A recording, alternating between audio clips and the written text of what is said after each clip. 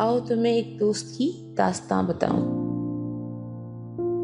वो दोस्तों का दोस्त है, किसी के दर्द की दुआ है, किसी के लिए उसके वसाइल का हल है।